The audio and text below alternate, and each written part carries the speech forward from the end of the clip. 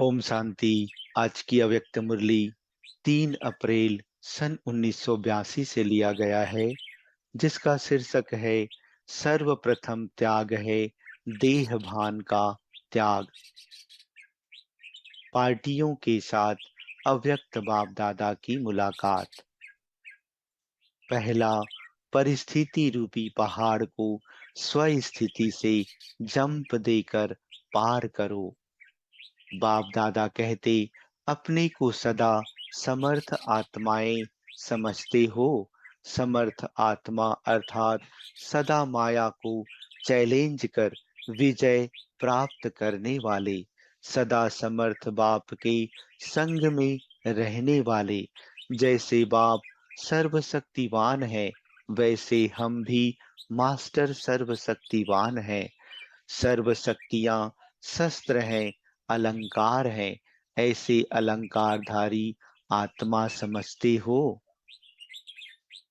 जो सदा समर्थ हैं, वे कभी परिस्थितियों में डगमग नहीं होंगे। परिस्थिति से स्वस्थिति श्रेष्ठ है। स्वस्थिति द्वारा कैसी भी परिस्थिति को पार कर सकते हो। जैसे विमान द्वारा उड़ते हुए कितने पहाड़, कितने समुद्र पार कर लेते हैं, क्योंकि ऊंचाई पर उड़ते हैं। तो ऊंची स्थिति से सेकंड में पार कर लेंगे। ऐसे लगेगा जैसे पहाड़ को व समुद्र को भी जंप दे दिया। मेहनत का अनुभव नहीं होगा। दूसरा, रोब को त्याग, रुहाब को धारण करने वाले सच्चे सेवाधारी बनो।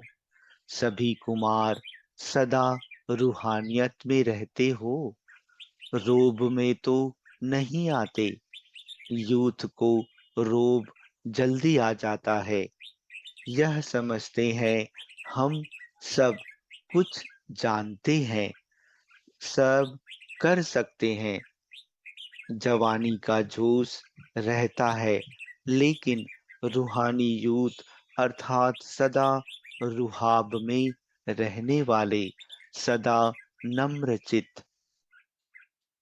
क्योंकि जितना नम्र चित्त होंगे, उतना निर्माण करेंगे। जहाँ निर्माण होंगे, वहाँ रोब नहीं होगा, रूहानियत होगी। जैसे बाप कितना नम्र चित्त बनकर आते हैं, ऐसे फॉलो फादर अगर जरा भी सेवा में रोब आता, तो वह सेवा समाप्त हो जाती है। तीसरा, भरपूर आत्माओं के चेहरे द्वारा सेवा। बाप दादा कहते, सभी सागर के समीप रहने वाले सदा सागर के खजानों को अपने में भरते जाते हो। सागर के तले में कितने खजाने होते हैं, तो सागर के कंठे पर रहने वाले, समीप रहने वाले सर्व खजानों के मालिक हो गए। वैसे भी जब किसी को कोई खजाना प्राप्त होता है, तो खुशी में आ जाते हैं ना।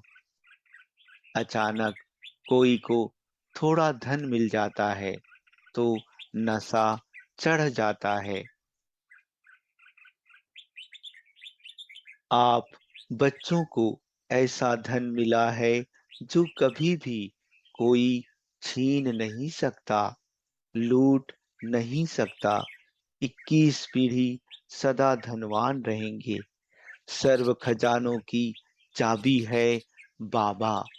बाबा बोला और खजाना खुला, तो चाबी भी मिल गई, खजाना भी मिल गया।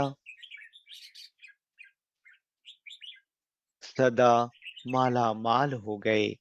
ऐसे भरपूर माला माल आत्माओं के चेहरे पर खुशी की झलक होती है। उनकी खुशी को देख सब कहेंगे, पता नहीं इनको क्या मिल गया है। जानने की इच्छा रखेंगे तो उनकी सेवा स्वतः हो जाएगी। चौथा, मायाजीत बनने के लिए स्वमान की सीट पर रहो।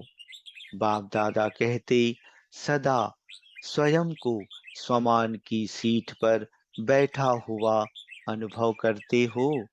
पुण्य आत्मा है, ऊंचे ते ऊंची ब्राह्मण आत्मा है, श्रेष्ठ आत्मा है, महान आत्मा है।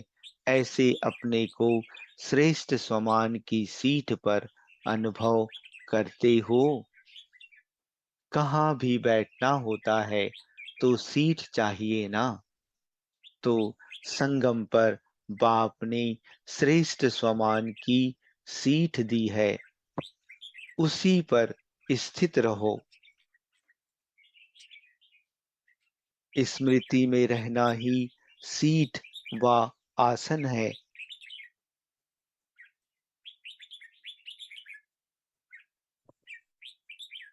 तो सदा स्मृति रहे कि मैं हर कदम में पुण्य करने वाली पुण्य आत्मा हूँ। महान संकल्प, महान बोल, महान कर्म करने वाली महान आत्मा हूँ। कभी भी अपने को साधारण नहीं समझो। किसके बन गए और क्या बन गए, इसी स्मृति के आसन पर सदा स्थित रहो। इस आसन पर विराजमान होंगे तो कभी भी माया नहीं आ सकती, हिम्मत नहीं रख सकती। आत्मा का आसन स्वमान का आसन है। उस पर बैठने वाले सहज ही मायाजीत हो जाते हैं।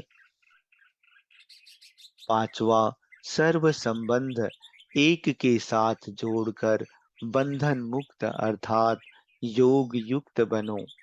बाप दादा कहते, सदा स्वयं को बंधन मुक्त आत्मा अनुभव करते हो।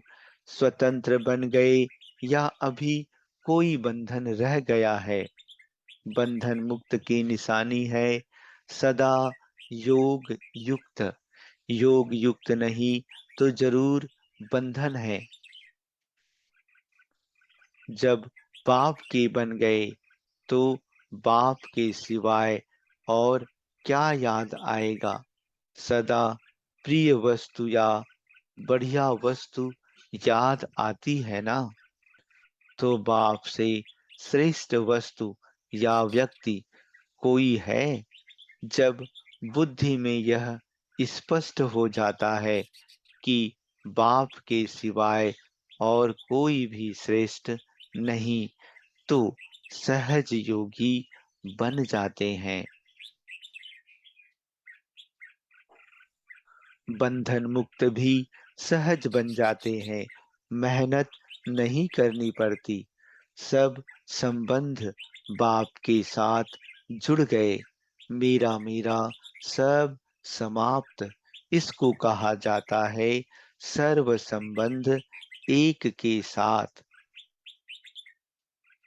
छठवा, समीप आत्माओं की निशानी है समान।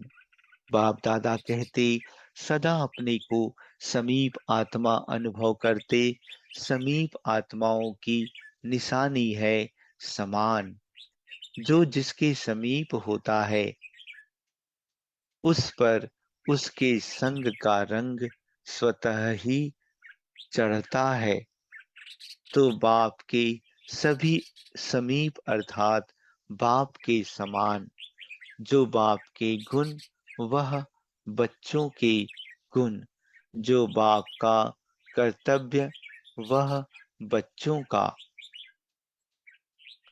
जैसे बाप सदा विश्व कल्याणकारी है, ऐसे बच्चे भी विश्व कल्याणकारी।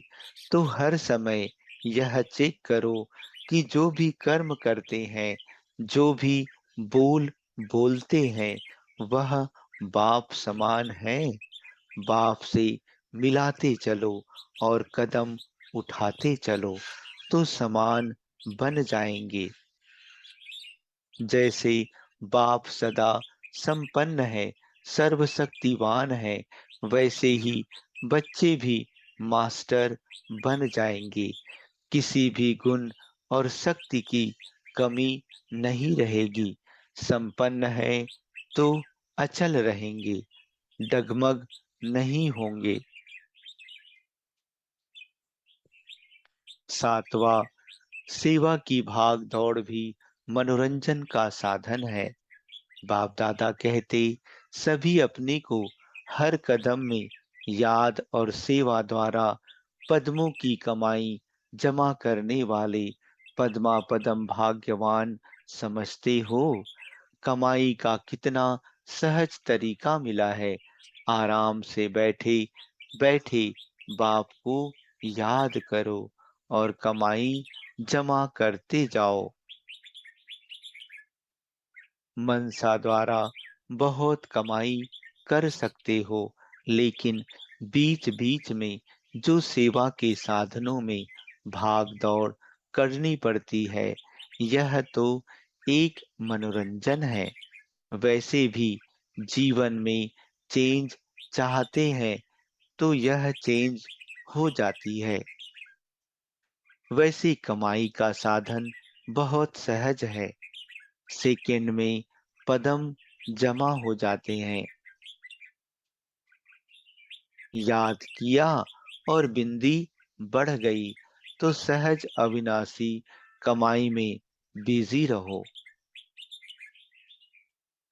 पंजाब निवासी बच्चों को याद प्यार देते हुए बाप दादा बोले, पंजाब निवासी सेवाधारी बच्चों को सेवा के उमंग उत्साह के प्रति सदा मुबारक हो।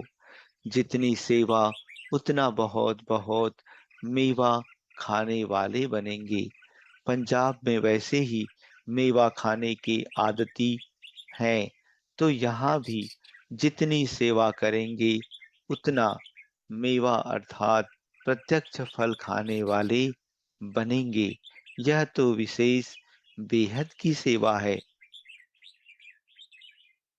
मेला अर्थात बाप से मिलन मनवाना। मेला कर रहे हैं अर्थात आत्माओं को मिलन कराने के निमित्त बन रहे हैं। बेहद की सेवा, बेहद का उमंग उत्साह है। इससे सफलता भी बेहद की होती है। बहुत अच्छा उमंग रख सेवा की है और सदा ऐसे उमंग उत्साह में रहते आगे बढ़ते रहना। बाप दादा जानते हैं, बहुत अच्छे पुराने पालना लिए हुए बच्चे निमित्त बने हैं। पुराने बच्चों का गायन तो अब तक शास्त्र भी गा रहे हैं ना। और चैतन्य में जो नए नए बच्चे आते हैं वह भी उनका वर्णन करते हैं। तो ऐसे पदमपति बनने का चांस लेने वाले सेवाधारी बच्चों को पदम गुना याद प्यार। अच्छा। ओम शांति।